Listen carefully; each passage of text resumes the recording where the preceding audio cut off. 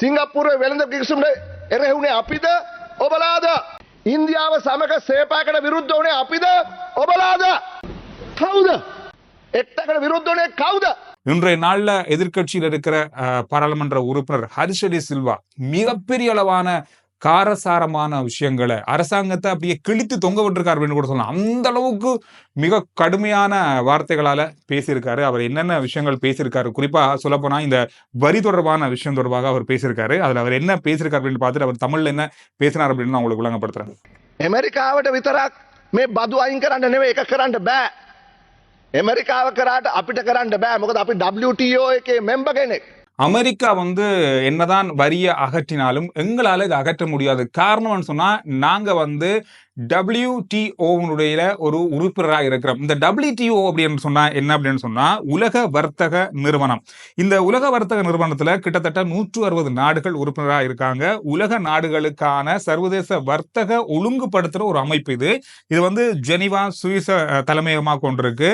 இந்த அமைப்பு என்ன செய்யும்னு சொன்னா ஒரு வர்த்தகம் தொடர்பான தீர்வுகளை வழங்கக்கூடியது. இந்த 160 நாடுகளுக்குமான வர்த்தக தொடர்பான இந்த வரிகள் இந்த மாதிரியான விஷயங்களை உள்ளடக்கியது. இவங்களுடைய நிபந்தனைகளுக்கு அடிப்படையில் தான் நாங்க ஒவ்வொரு நாட்டுக்கான வரிகளையும் விதிப்பாங்க. இது 1995ஆம் ஆண்டுல அமைக்கப்பட்ட ஒரு அமைப்பு. இந்த அமைப்புல இலங்கை இருக்கிறதால நாங்க நினைக்கிற மாதிரி அமெரிக்கா 0, அதாவது இந்த 84 இருந்து 0 குறைச்சா கூட எங்களுக்கு நாங்க போட்டிருக்க வரியை குறைக்கலாது. இந்த அமைப்போட பேசின பொருள்தான் முடிக்கலாம் அப்படின்ற ஒரு விஷயத்தை அவர் சொல்லியிருக்காரு. அதோட இன்னும் ஒரு விஷயம் சொல்லியிருக்காரு.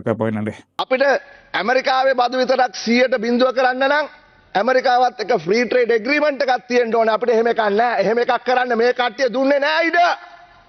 මේ කට්ටිය කිව්වේ මොකද්ද? ඇමරිකාවේ ව්‍යාප්තවාදය, ඉන්දියාවේ ව්‍යාප්තවාදය බිල්ලෝ මැව්වා. அதாவது அமெரிக்காவுடைய வரியை நாம குறைக்கிறதா இருந்தாலும் சரி, அமெரிக்கா நம்மட வரியை குறைக்கிறதா இருந்தாலும் சரி, அமெரிக்காவுக்கும் எங்களுக்கும் இடையிலான ஒரு உடன்படிக்கை, அதாவது சுதந்திர வர்த்தக உடன்படிக்கை ஒன்று இருந்திருக்க வேண்டும். அப்பதான் நாங்க 100% சைவரா கூட குறைக்கலாம். இந்த ஒரு உடன்படிக்கை எங்கள்கிட்ட இல்லை. இந்த உடன்படிக்கையை ஏற்படுத்துறதுக்காக கடந்த கால அரசாங்கங்கள் முயற்சி செய்தது. ஆனா இப்ப இருக்கிற அரசாங்க உறுப்பினர்கள் இவங்க எதிர்கட்சியில் இருக்கும் போது மிகப்பெரிய அளவிலான எதிர்ப்பை தெரிவிச்சாங்க. அமெரிக்கா கூடாது, அமெரிக்கா சரியில்லை, அமெரிக்கா எங்கள் நாட்டினுடைய வளங்களை சுரண்டது, இந்தியா சரியில்லை என்று மிகப்பெரிய அளவிலான பிரச்சாரங்களையும் மிகப்பெரிய அளவிலான முட்டுக்கட்டையும் போட்டாங்க. அந்த நேரத்தில் இப்படியான ஒரு உடன்படிக்கையை பல அரசாங்கங்கள் முயற்சி செய்யறதுக்கு அதுக்கு எதிர்ப்பு தெரிவித்ததே இந்த அரசாங்கம் தான். MCC එක ආවොත් ඇමරිකන් මරීන්ස්ලා එනවා කියලා ලෝකේ තියෙන පට්ටපල් බොරු ඔක්කොම කිව්වා. හරි එහෙමනම් මේ රට අත වැඩිලා තියෙන්නේ මේගොල්ලෝ මේ රටට අවශ්‍ය ආර්ථික ප්‍රතිව්‍යුහගත කරන්න, ඉකොනොමික් රිෆෝම් කරන්න ඉඩ දීපු නැති නිසා. අද ඉන්දියාවේ හොඳ කියනවා. හද දෙයනේ ඔක කියන්න තිබ්බේ කලින්නේ. ඔක කියන්න තිබ්බේ එක්ට එක ගහන්න කලින්, සේපයකට විරුද්ධ වෙන්න කලින්, දහස් ගානක් තරුණයෝ මැරෙන්න කලින්. ඕක පිළිගත්තා නම් අද අපි මෙතන නෙමෙයි ඉන්නේ.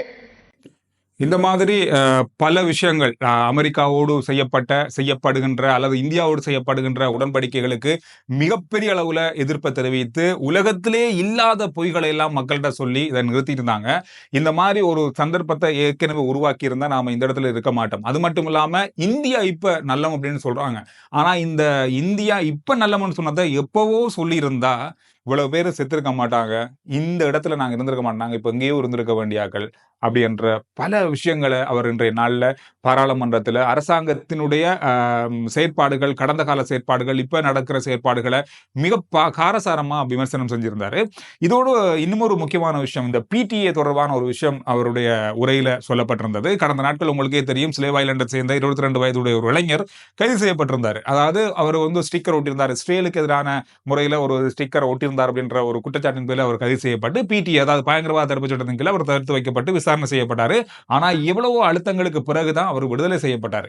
ஆனா அதுக்கு அவர் விடுதலை செய்யப்பட்டதுக்கான காரணத்தையும் சொல்லியிருந்தாரு ஹரிஷ் டி சில்வா அவர்கள். அதோடு மட்டுமில்லாமல் அதுக்கான மிகப்பெரிய அளவான எதிர்ப்பு அவர் தெரிவித்ததுக்கு காரணம்னு சொன்னா, இந்த அரசாங்கம் தான் சொன்னது இந்த சட்டத்தை நாங்க நீக்க போறோம் அப்படின்னு சொன்னவங்க அப்ப சொன்னதை விட்டுட்டு இப்ப வந்து அந்த சட்டத்தின் கீழே, அதுவும் ஜனாதிபதி அனுரகுமார திசாநாயக்க அவர்களுடைய கையெழுத்தின் கீழே அந்த சட்டத்தின் கீழே ஒருத்தரை கைது செய்திருக்கீங்க அப்படின்னும் போது இது எப்படி இது நடக்குது அப்படின்ற ஒரு மிகப்பெரிய ஒரு கேள்வியை எழுப்பியிருந்தார். அது மட்டும் இல்லாமல் வருகின்ற வாரம் GSP Plus உடைய குழுவினர் இங்க ஒரு ஆய்வுக்காக வராங்க. அவங்களுடைய நிபந்தனைகள்ல இதெல்லாம் இருக்கக்கூடாது அப்படின்ற ஒரு விஷயம் இருக்கு. அதற்காக இதை வந்து எடுத்துட்டு அவரை வந்து விடுதலை செய்திருக்காங்க அப்படின்ற ஒரு காரணம், அதுக்காக தான் விடுதலை செஞ்சாங்க அப்படின்ற ஒரு குற்றச்சாட்டையும் அவர் முன்வச்சிருந்தாரு இன்றைய நாள்ல பாராளுமன்றத்துல. පොරොන්දු වෙලා තියෙනවා මේ රජයවල් අපි PTA එක අයින් කරනවා. ස්ටිකර් එකක් ඇරෙව්වා කියලා PTA එක යටතේ අත්අඩංගුවට ගත්ත ගරු සභාපතිතුමිය අනුර කුමාර දිසානායක ගරු ජනාධිපතිවරයාගේ අස්සම යට ඊට පස්සේ අතනින් ටෙලිෆෝන් කෝල් එක මෙතනින් ටෙලිෆෝන් කෝල් එක ආවම ඕගොල්ලෝ EU කමිෂන් එක එනවා GSP Plus එක ඉවැලුවේෂන් එක කරන්න කියලා. ඊයේ මොකද කරේ? මෙන්න නිදහස් කරා. என்ன நடக்குது உலகத்துல? ஒவ்வொரு நிமிடமும் அமெரிக்காவும் சீனாவும் வர்த்தக தொடர்பான ஒரு மிகப்பெரிய ஒரு போரை நடத்தி கொண்டிருக்காங்க. இது ஒரு மிகப்பெரிய அளவான வர்த்தகத்தின் பாரிய ஒரு வீழ்ச்சியை வரும் நாட்கள்ல தரப்போகுது. இது வந்து ஆயுதம் ஏந்தி போராடுறதை விட மிக மோசமான விளைவுகளை தரும் அப்படின்னு சொல்லி இப்ப எதிர்வு கூறப்படுது. அந்த அளவுக்கு ரெண்டு பேரும் மிகப்பெரிய அளவான வரிகளை விதித்து இப்ப மோதி கொண்டிருக்காங்க. இப்படியும் ஒரு போர் நடக்கும் அப்படின்றது ஏற்கனவே ஊகிக்கப்பட்ட விஷயம். அது ஒரு புதுசான விஷயம் ஒன்று இல்லை. ஆனா இப்ப நடக்குது அப்படின்னும் போது ஓகே, இது ஊகித்தது இன்னும் கொஞ்ச காலத்துல நடக்கும் அப்படின்னு நினைச்சோம். ஆனா இப்பவே நடக்குது அப்படின்றதுதான் இப்ப இருக்கிற பெரிய ஆச்சரியமே. இந்த காலத்துல இப்ப வந்து உலகத்தினுடைய பல நாடுகள் பொருளாதார சிக்கல்ல இருக்கிற நேரம் இது.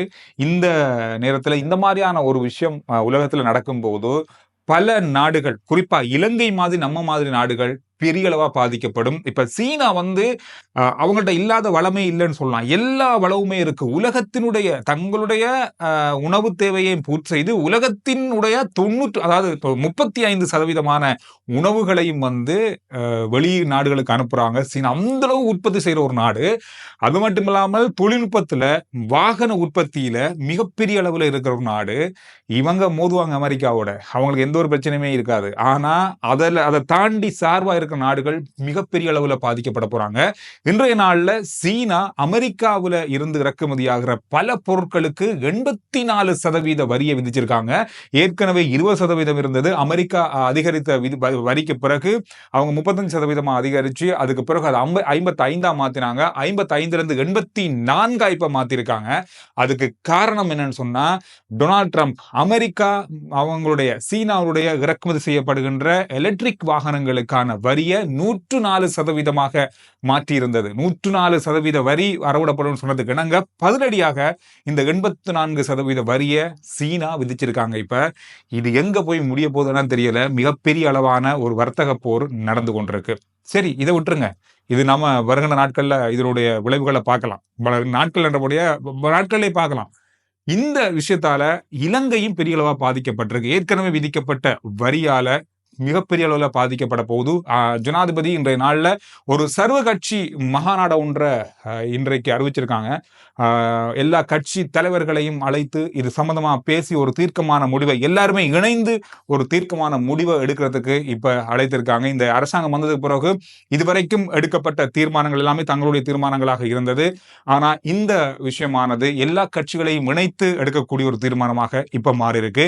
நேற்று நாள் எல்லாருக்குமே தெரியும், முன்னாள் அமைச்சர் சுவனேசுத்துறை சந்திரகாந்தன் பிள்ளையான் வந்து கைது செய்யப்பட்டிருந்தாரு. குற்ற புலனாய்வு தடுப்பு பிரிவால அவர் கொழும்புலேருந்து சென்ற பிரிவால கைது செய்யப்பட்டு அவர் கொழும்புக்கு அழைத்து வரப்பட்டிருக்காரு. இப்பொழுது விசாரணைக்கு உட்படுத்தப்பட்டிருக்காரு.